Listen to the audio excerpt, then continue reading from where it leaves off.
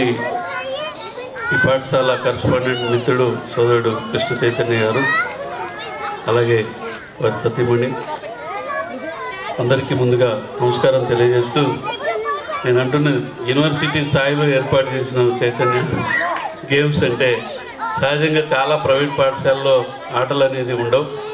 అది కూడా ఈ ఏజ్లో ఉన్నటువంటి పిల్లలకు అసలే ఆడించడం అనేది ఉండదు.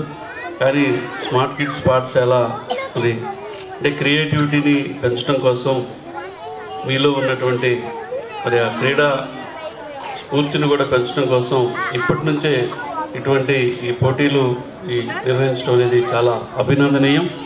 ఎందుకంటే చిన్నప్పటి నుంచే వాళ్ళలో ఉన్నటువంటి టాలెంట్ ఏంటనేది బయటకు తీయడం కోసం ఇది ఉపయోగపడుతుంది.